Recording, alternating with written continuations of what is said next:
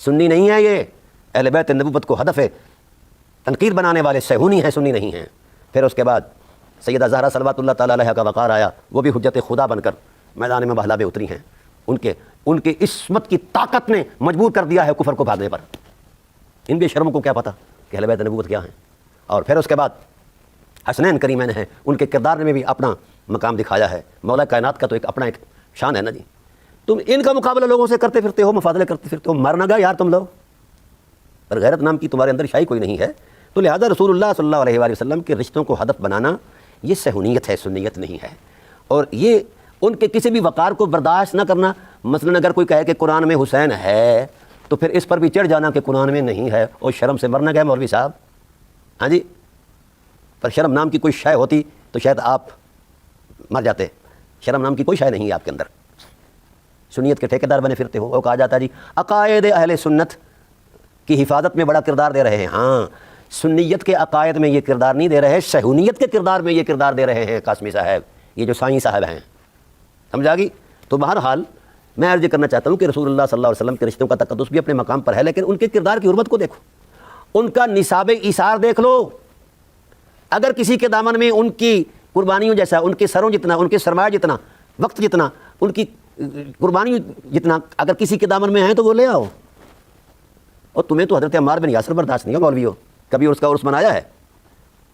عمار بن یاسر کے قاتلوں کو رسول خدا نے جہنمی کہا، لیکن یہ صہیونیت کے شیخ جو ہیں نعرے لگا رہے ہیں ہر کوئی جنتی۔ وہ ایسا نہیں ہے، جس کو رسول جنتی کہیں گے وہ جنتی ہے۔ ملا کے کہنے سے نہ کوئی جنتی ہے نہ کوئی جہنمی ہے، ملا ملا ہے، مولا مولا ہے، ملا کی کیا حیثیت ہے؟ اس لیے میں امت مسلمہ سے گزارش کرتا ہوں کہ اپنا رشتہ استوار کرو ثقلین سے۔ ثقلین کے بغیر نہ دین ہے نہ آخرت ہے۔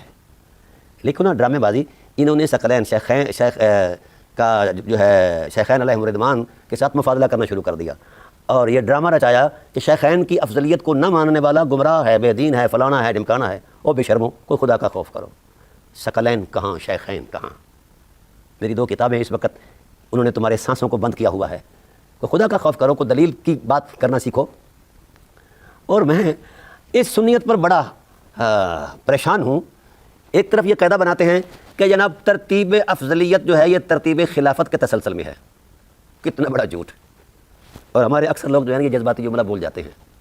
سب سے بڑا جھوٹ۔ کیوں جھوٹ؟ کہ اس پر دلیل کوئی نہیں ان کے پاس، دلیل شرعی کوئی دلیل نہیں، دلیل اس کے خلاف ہے۔ اگر اول خلیفہ ہونا ہی افضلیت میں معیار ہے تو سب سے اول خلیفہ خلیفۃ اللہ حضرت آدم علیہ السلام ہیں، وہاں سے شروع کرو۔ سب سے آخر زمان نبی صلی اللہ علیہ وسلم تشریف لے آئے ہیں، یہ سب سے مفضول قرار پائے، یہ مانو گے؟ اور یہ تو قاعدہ قرآن کے بھی خلاف ہے ظالمو، یہ تم نے کہاں سے گھڑ لیا؟ چلیں آ جائیں، آپ کی بات کو مان لیتے ہیں، آپ کے منہج پر ہم چلتے ہیں۔ آپ نے یہاں تو ترتیب لگا دی کہ ترتیب خلافت ہی ترتیب افضلیت ہے۔ آئیے، آپ نے خلافت کو مانا کب ہے؟ سب سے بڑا جھوٹ نواسب زمانہ کا کہ وہ خلافت کو مانتے ہیں، سب سے بڑا جھوٹ۔ اگر خلافت کو مانتے ہو تو خلافت کے توڑنے والے کو بھی جناب والا کبھی پوچھا ہے کہ خلافت کیوں توڑی ہے؟ کیا قصور کیا ہے خلافت راشدہ نے؟ جو الہی نظام کا دستوری تسلسل ہے اس کو توڑ کر اور ملک عزوز کی بنا رکھنے کی کیا حیثیت ہے آپ کی؟ کبھی اس پر بھی بات کی ہے؟ نہیں کریں گے، چونکہ یہ سنی نہیں ہے، صہیونی ہیں۔ یہ بنو امیہ کے مظالم کو کبھی مظالم نہیں کہیں گے، ان کو مظالم پر بھی ثواب کا ہی فتویٰ دے رہے ہیں۔ اسے صہیونیت کہا جاتا ہے، یہ سنیت نہیں ہے۔ خدا کا خوف کرو یار۔ اچھا چلیں، مانا یہاں تو آپ نے یہ لے آئے ترتیب خلافتی ترتیب افضلیت ہے۔ اب آئیے، اس کا مطلب یہ ہے کہ جو وقت کا خلیفہ ہے باقی لوگوں سے وہ افضل ہے۔ تو آئیے، آپ کے ماموں جان معاویہ بن ابی سفیان جس وقت 1.25 لاکھ آدمیوں کے خون کے دریا بہا کر کرسی پر قابض ہوئے ہیں، تو مجھے بتاؤ اس وقت کتنے اکابر صحابہ موجود تھے اور اہل بیت بھی موجود تھے؟ ٹھیک ہے، تو کیا یہ قاعدہ اپلائی کرو گے کہ اس وقت تمام صحابہ جو اکابرین تھے، اور خاص کر اس وقت امہات المومنین بھی موجود تھیں، سابقون الاولون کے لوگ بھی موجود تھے، تو کیا ان سب سے وہ افضل ہو گئے؟ چلیں، اس کے بعد آ گیا ان کا بیٹا یزید آ گیا ملعون، تو بولیے وہ بھی پھر اپنے زمانے کے صحابہ سے افضل ٹھہرا؟ ہاں جی، کیونکہ ترتیب خلافت ہی ہے نا، اور تم یزید کو خلیفہ مانتے ہو اور معاویہ کو خلیفہ راشد کہتے ہو، جس نے خلافت کو تباہ کیا ہے اسے تم خلیفہ راشد کہتے ہو؟ شرم نہیں آتی تمہیں؟ اور خلافت راشدہ کے اندر جو کمالات، جو امت مسلمہ کی بھلائیاں، جو انسانیت کے وقار کی عظمتیں قائم ہوئی ہیں، کیا اس خلافت میں بھی ہوئی ہیں؟ وہ شرم کھاؤ یار، کیا کیا بات میں آپ سے کروں، دل نہیں کرتا کہ آپ سے میں آپ کا نام لوں، ٹھیک ہے، اور کہتے ہو کہ ہم بڑے جناب اللہ شاہ سوار ہیں، بڑے عالم ہیں۔ یاد رکھیے، پوری امت مسلمہ سے عرض کرتا ہوں، جس کا رشتہ ثقلین سے کٹ جاتا ہے اس کے اندر چاروں چیزوں میں سے کوئی چیز نہیں رہتی، نہ ایمان رہتا ہے، نہ علم رہتا ہے، نہ عرفان رہتا ہے، نہ اس کی شخصیت میں انسانیت رہتی ہے۔ ثقلین وہ حرمتیں ہیں، ان سے وابستگی سے یہ چاروں حرمتیں پیدا ہو جاتی ہیں۔ روئے کائنات کے جتنے نواسب ہیں سب کو فقیر چیلنج کرتا ہے، آئیے تمہیں اپنے علم پر ناز ہے نا، لفظوں پر ناز ہے نا، فقیر کے سامنے 10 منٹ بیٹھ جاؤ، پتہ چل جائے گا کتنا علم ہے تمہارے اندر۔ وہ اللہ چھین لیتا ہے یہ برکتیں، اہل بیت سے کٹ جانے سے یہ چیزیں نہیں رہتی، کیونکہ اہل بیت کے علم کی گواہی رسول نے دی ہے، اور تم نے کبھی بھی رسول پر اعتماد نہیں کیا، کبھی بھی۔ تو اس لیے میں امت مسلمہ سے کہتا ہوں کہ بیدار ہو جاؤ۔ یہ اس قسم کی جو سنیت ہے وہ صہیونیت ہے، جس کو اہل بیت کی حرمت برداشت نہیں، ان کا وقار برداشت نہیں، ان کا استحقاق برداشت نہیں، اور ان کے مد مقابل اوروں کو ترجیح دی جاتی ہے، تو میں سمجھتا ہوں کہ یہ رسالت کا انکار ہے۔ اس لیے لوٹ آؤ اور ثقلین کے دامن میں بسا ہو جاؤ۔ یہی رسول خدا صلی اللہ علیہ وآلہ وسلم نے نجات کا راستہ بیان کیا ہے۔ اور میں کہوں گا یہ جو اس وقت کے علماء تشیع ہیں یا علماء تسنن ہیں، یہ نظام کی طرف آئیں، نظام ولایت، نظام امامت، نظام خلافت کی عظمت کی طرف آئیں، نظام دیں۔ اور اسلام بطور مذہب نازل ہی نہیں ہوا، نہ سنی ٹائٹل پر نازل ہوا ہے، نہ شیعہ ٹائٹل پر نازل ہوا ہے۔ یہ جوڑ توڑ جو تم حجروں میں بیٹھ کے کرتے ہو اور اپنے آپ کی دکانوں پر مار کے لگاتے ہو کہ ہمیں قرآن سے وجود ملا ہے، ہمیں فرمان ہے، سب ڈرامے بازی ہے۔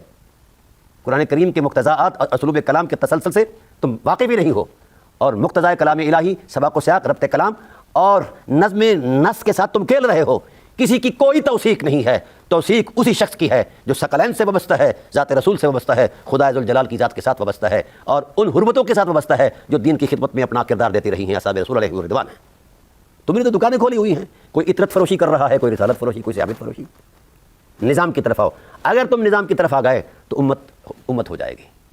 اور میں یہ پورے وثوق سے یہ بھی کہہ رہا ہوں اظہار افسوس کرتے ہوئے کہ الہی نظام کا جو دستوری تسلسل ہے، اس کا خلافت کا ٹائٹل ہو یا امامت اور ولایت کا ٹائٹل ہو، سب سے بڑا دشمن ملا ہے، خواہ وہ شیعہ ملا ہے، خواہ وہ سنی ملا ہے، سب سے بڑا دشمن۔ کیوں؟ اگر نظام آ گیا تو دکانیں بند ہو جائیں گی، ٹھیک ہے؟ جو 150 روپے کے سائیکل پر، بائی سائیکل پر دھکے کھاتا تھا کسی زمانے میں، آج وہ 5 کروڑ کے لینڈ کروزروں پر ہے۔ تو یہ گل چھریڈنگ ہوگی، یہاں قربانی ہے، نظام قربانی دے کر قائم ہوا ہے۔ بدر سجایا گیا، احد سجایا گیا، تبوک سجایا گیا، حنین سجایا گیا، پھر جا کر نظام قائم ہوا ہے، ایسے قائم ہو گیا ہے۔ تو وہاں تو صرف دینا ہی دینا ہے، لینا تو کچھ نہیں ہے۔ تو آپ نے صرف لینا سیکھا ہے مولوی جی، دینا نہیں سیکھا۔ اہل بیت کے بارے میں جو تم خیال رکھتے ہو، سطحی خیال، جانتے ہو تمہاری اصل کیا ہے؟ اہل بیت کا تھوکا چاٹ کر تمہیں یہ سب کچھ ملا ہے، تھوک چاٹ رہے ہو آج بھی۔ ہو سکتا ہے کہ آپ میری تلخ نوائی پر اعتراض کریں، نہیں، میں فرمان رسالت پیش کرتا ہوں۔ جناب حسین کریم علیہ السلام کھجور منہ میں ڈال رہے ہیں، گھر میں آئی کوئی کھجوریں، تو رسول اللہ صلی اللہ علیہ وسلم کی نظر پڑ گئی، تو آپ نے فوراً ارشاد فرمایا، کخن پھینک دو، تھوک دو حسین، ہی اوساخ المال، یہ مال کی میل ہے۔ حسین آپ یطہرکم تطہیرا کی معراج ہو، آپ کے مزاج کی حرمت کے خلاف ہے، پھینک دو اس کو۔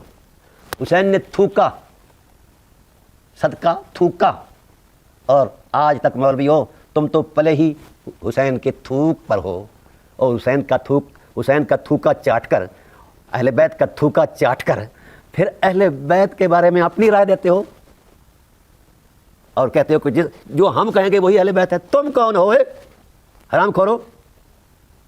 تم سے تو کتا اچھا ہے، وہ بھی جو اس کو روٹی ڈالتا ہے تو وہ اپنی پوچھلی ہلا کر شکریہ ادا کرتا ہے۔ تمہیں تو حسین کا شکریہ ادا کرنا چاہیے کہ اس کی تھوک نے تمہیں پالا ہے، اہل بیت کی تھوک نے تمہیں پالا ہے۔ کتنے مدرسے ہیں اس وقت، خاص کر میرے بریلوی حضرات جو ہیں، یہ تو چلتے ہی صدقے پر ہیں،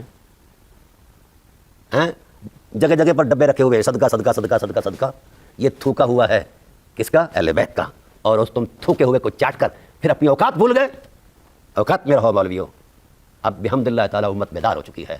میں احباب سے گزارش کرتا ہوں کہ لوٹاؤ ملا ازم کے تراشے ہوئے تصور دین سے، قرآن کی سادہ عظمت پر یقین رکھو، فرمان رسالت کے سادہ نصوص کی حرمت کو آنکھوں پر سجاؤ، دل میں سجاؤ، یہی دین ہے، اور ثقلین کے بغیر کچھ بھی نہیں۔ ثقلین کو چھوڑ دیا تو سمجھو آپ بھٹک گئے، جہنم کے راستے پر چلے گئے۔